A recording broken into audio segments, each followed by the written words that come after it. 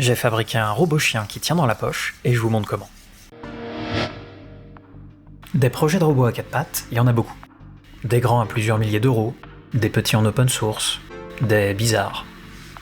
J'ai voulu en faire un le plus simple possible en utilisant des circuits imprimés comme châssis. On veut un corps qui contiendra l'électronique et 4 pattes. Chaque patte aura 2 moteurs, donc 8 moteurs en tout pour le robot. Pour ça, je vais utiliser des MF90, c'est des micro-cerveaux avec des engrenages en métal. Comme on veut faire un robot tout en PCB, on va devoir intégrer les points de montage des cerveaux moteurs directement dans des plaques 2D. Donc on va faire des empreintes et mettre des emplacements de vis. Pour assembler les différentes parties du châssis, on va utiliser directement des pads à souder.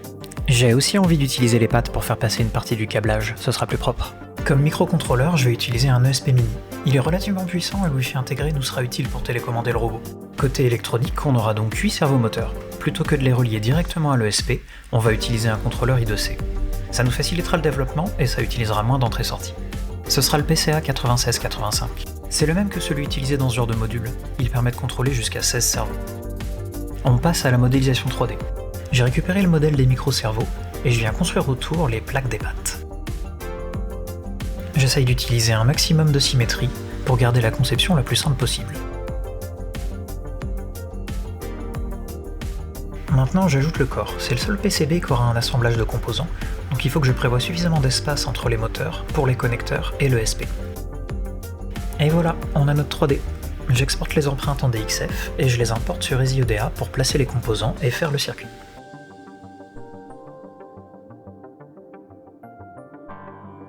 Cette vidéo est sponsorisée par PCBWay. PCBWay, c'est une entreprise qui réalise vos PCB selon vos plans. On upload les fichiers sur leur plateforme et ils s'occupent du reste de la production de l'expédition. Un grand merci à PCBWay pour les PCB de ce projet. Quelques jours plus tard, on reçoit notre colis. Ça fait toujours super plaisir de recevoir en vrai des choses qu'on a conçues uniquement sur ordinateur. Ça devient tout de suite plus réel. Bon, j'ai tenté des choses avec le montage, mais clairement c'est pas encore ça. Promis, je ferai mieux la prochaine fois. Et voilà le résultat. Je suis plutôt content du rendu. Avec le recul, je pense que j'aurais pu faire les pattes un peu plus longues et prévoir un emplacement à souder directement pour l'IMU. Mais ce sera pour une prochaine version. On passe au code maintenant. On va faire ça en 3 étapes. La première, synchroniser les moteurs entre eux. La deuxième, la cinématique inverse.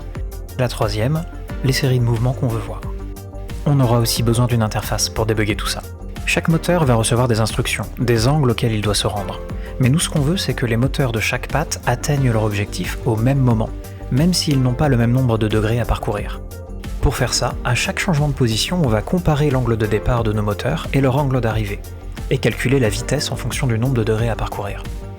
Si le mouvement complet doit durer 1 seconde, un cerveau qui doit parcourir 90 degrés ira 2 fois plus vite qu'un cerveau qui doit en parcourir 45. On teste ça avec une petite page web hébergée directement sur l'ESP. La cinématique inverse, c'est le calcul qui va nous permettre de contrôler directement la position du bout d'une patte, plutôt que de contrôler l'angle des moteurs indépendamment. On va pouvoir dire au robot « mets le bout de ta patte aux coordonnées XY » au lieu de dire « mets l'angle du moteur 1 à 75 degrés et celui du moteur 2 à 30 degrés ». Quand je clique un point sur l'interface, le programme calcule tout seul les angles pour que la patte atteigne ce point. Grâce à ça, on va pouvoir définir simplement des mouvements, comme contrôler la hauteur du corps du robot, mais aussi contrôler son orientation, pencher vers l'avant, vers l'arrière.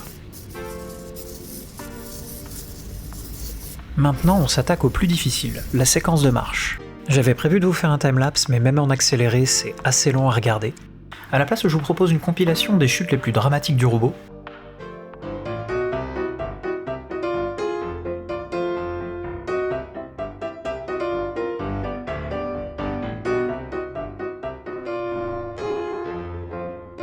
Bon, visiblement on a un petit problème de stabilité au niveau des pieds, donc je vais rajouter des pièces pour les élargir un peu.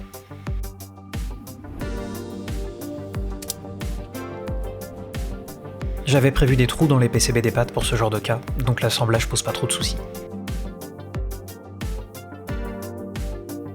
On va aussi rajouter des petits anneaux en caoutchouc tout le long pour éviter que le robot patine.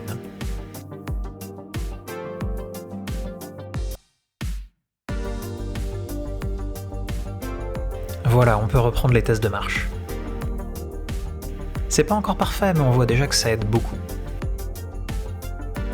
Je commence à faire des tests sur batterie pour libérer le robot de son câble.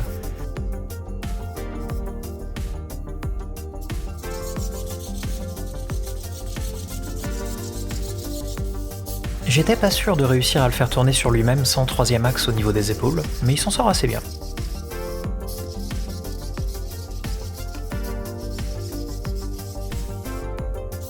Voilà, j'espère que cette vidéo vous a plu. Je ferai peut-être une version 2 avec des roues au bout des pattes, dites-moi dans les commentaires si ça vous intéresserait.